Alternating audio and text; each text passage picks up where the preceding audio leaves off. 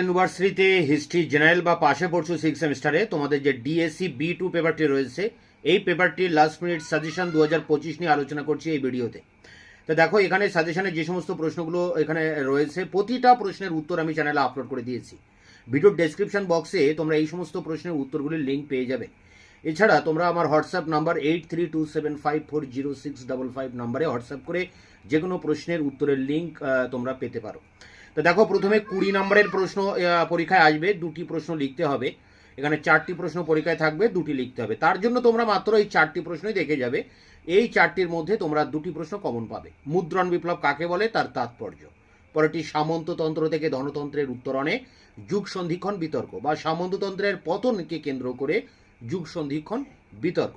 পরেরটি জার্মানির ধর্ম সংস্কার আন্দোলনে মার্টিন লুথারের ভূমিকা। পরেরটি ইতালিতে কেন প্রথম নবজাগরণ হয়েছিল। প্রশ্ন ঘুরিয়ে আসতে পারে যে ইতালিতে সাধারণভাবে ফ্লোরেন্সে ভেনিসে বিশেষভাবে নবজাগরণ কেন হয়েছিল। ইতালির নবজাগরণ, মার্টিন লুথার, যুগ সন্ধিক্ষণ বিতর্ক এবং মুদ্রণ বিপ্লব, এই 4টি করলে দুটি প্রশ্ন 20 নম্বরের কমন পেয়ে যাবে। এরপরে দেখো 10 নম্বরের একটি প্রশ্ন কমন পেতে হবে, তার জন্য তোমরা এখানে 4টি প্রশ্ন রয়েছে, 4টি দেখে যাবে। দেখো প্রথম প্রশ্ন, ধ্রুপদী সাহিত্যের পুনরাবিষ্কার কিভাবে রেনেসাঁসকে প্রভাবিত করে। পরেরটি ইংল্যান্ডের শিল্প বিপ্লব প্রথম কেন হয়েছিল।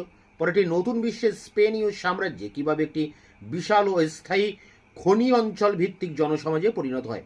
এটা মূলত একটাই প্রশ্ন, এখানে 3টি প্রশ্ন রয়েছে, তোমরা এই 3টি প্রশ্নই করবে। এখান থেকে এই 3টি থেকে একটা কমন পাবে। ধ্রুপদী সাহিত্যের পুনরাবিষ্কার, ইংল্যান্ডের শিল্প বিপ্লব এবং নতুন বিশ্বের স্পেনীয় সাম্রাজ্য, এই 3টির মধ্যে একটা কমন পাবে। 3টির মধ্যে দুটি প্রশ্নের উত্তর, অর্থাৎ ইংল্যান্ডের শিল্প বিপ্লব এবং স্পেনীয় সাম্রাজ্য, এই দুটি প্রশ্নের উত্তর আমি দিয়ে দিয়েছি। শুধুমাত্র ধ্রুপদী সাহিত্যের পুনরাবিষ্কারটি বাকি আছে। আগামী 1 থেকে 2 দিনের মধ্যে এই প্রশ্নের উত্তর তোমাদের সামনে নিয়ে আসবো।